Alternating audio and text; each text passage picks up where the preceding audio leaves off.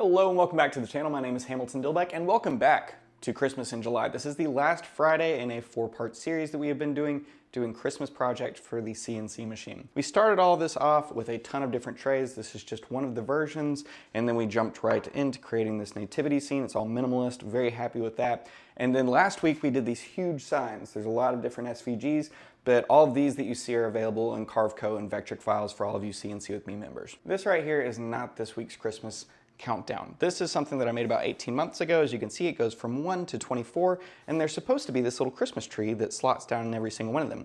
And as I spent 20 minutes in my basement looking for the darn thing, I realized I have a CNC machine and I can just cut a new one out. Simple as that. Might have taken like 14 seconds. It's just this little piece and it goes back and forth. You set this on top of a countertop, your mantle, anything, and every single day as Christmas comes closer, you count down to it. And unfortunately, it is fairly long, and right after I made it, somebody in the comments said, you should have made this a puzzle piece so that it fits together. And that is kind of the whole premise of how today's is going to work. Whereas this can sit on top of a shelf and you can count things down, the one that we're going to create today is going to be able to stick on the wall with command strip tape so you can take it off just like you do with everything else on the holidays. You can put it up on the wall and it's very interactive, especially for children. So in order to make all that work, I went ahead and got out a piece of walnut and I put double-sided tape on the entirety of the back. I personally don't like using tabs, so double-sided tape is my choice for holding things down on the CNC machine. So I just covered the back. I went ahead and put down some brad nails in each one of the corners, because if you've ever worked with hardwood, you know that even if you get it perfectly flat, there's still an opportunity for it not to be flat. We're only going to be using 2 of the 3 bits to CNC with me today. We're going to be using the 60-degree groovy Jenny, and we're also going to be using the downtown Jenny. First, we're going to load up the 60-degree, and as you can see right here, it's just a lot of text with all the numbers, as well as a few areas for a little Christmas tree, Santa himself, and then the very top of the chimney. Went ahead and carved all of that out. Things looked great. I was very happy with the depths that we were able to achieve in this 3/4 inch walnut.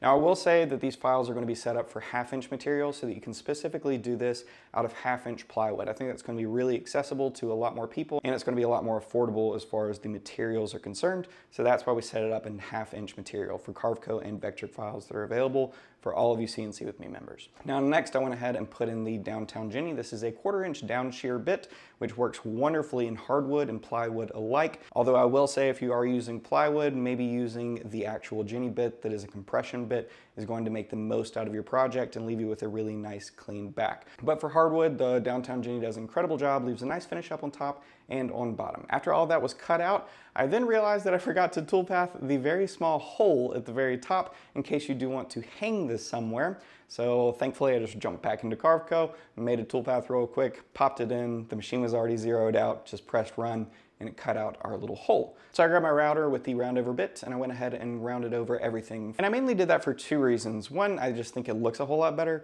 but 2, I really didn't want there to be any type of sharp edges on this, especially because like little tiny hands are gonna be playing around with this. I felt like rounding things over lessened the opportunity for pinching, but I guess we'll see around Christmas. And next I went over and grabbed some acrylic clear gloss, and I was fairly happy with the results on this. I'm not normally a huge fan of gloss, but the gloss really does leave you with the impression that you don't need to put as many coats down as you might need to with lacquer, but lacquer does flash dry a whole lot faster than this did in particular.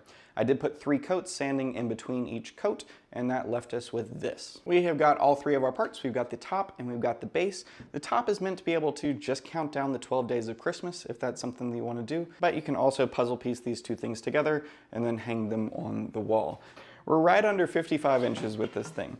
The bottom of the table was the flooring in your house. It's meant to be next to a door. And the really cool thing is we have this in right and left hand variant. This is really simple. If I'm standing in a doorway, this is the door jamb. This works really well because Santa's climbing down this way. It's not interacting with the frame, but this way it doesn't really work. So Santa on the other variant is going to be on this side, and the only reason that I did this one is because it's where it's going to fit in my house. Now you might have noticed that there are no screw hole locations in this, and that is because I wanted to make sure that you're not permanently affixing it to the house. Obviously if you want to, go for it, but I really wanted to be able to utilize command strips. Now, I do want to mention when I was putting the command strips on that originally they didn't adhere as much as I would have liked, and I think that's because I haven't finished the back of these yet. I really wanted them to look nice on the front for the video, but as I was putting the command strip on, I realized that it wasn't grabbing as much as I would have liked.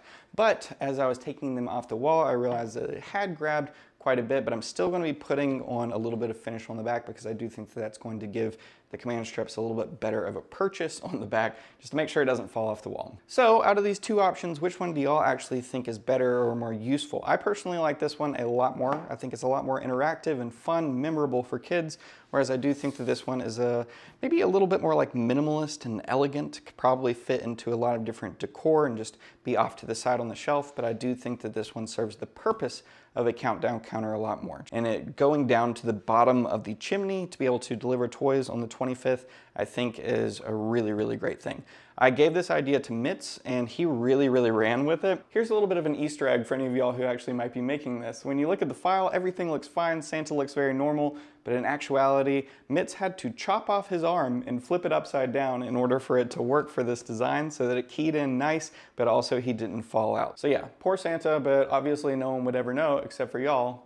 There's your little Easter egg. So if you're brand new and you just stumbled onto the channel for Christmas in July and it is ending, just realize there's three main things to think about. First and foremost, with Ginny Bits, if you use code Hamilton at checkout during the month of July, purchasing anything off of the website, it automatically enters you to win a chance to win one of the 3 Ginny's Golden Tickets. So if you are one of those lucky winners, you get pretty much 2 prizes. You get an annual membership to CNC with me completely for free, but you also get a O-Flute bit, which is one of the latest releases from Cadence Manufacturing. He also just released a 1/2 inch and a 3/8 inch Ginny bit. Those things are massive. I do believe that they're currently shipping. Maybe they're still in the pre-order phase. Go ahead and jump over to ginnybits.com if you're interested in that. Next up, all of the Christmas Carveco STL files and SVG files are just available for the month of July. So if you are interested in downloading those, jump on over, head to your dashboard. You'll see Carveco Christmas. Click on that.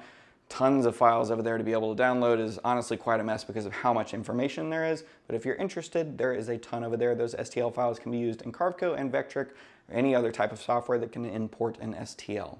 And last but not least, if you're interested in joining CNC with me, there is a bit of a discount right now. Use code Christmas in July. That code will end at the very end of July on midnight Eastern Standard Time. So if you are interested in joining, right now is a great time to do so. So that wraps us up for Christmas in July. I do hope that you had a blast watching all this stuff. I had a ton of fun making all these things, but next week is the inaugural, the very first CNC Against Me. It's something that we've been working on for a long time, and I personally think it's going to be a lot of fun. I hope that y'all enjoy it, and I hope that y'all give me some feedback as well of how things could be done a little bit different, maybe better, maybe it's just perfect from the get-go and y'all are going to enjoy it. Regardless, it is next Friday, and I hope to see y'all there. Talk to you soon. Bye.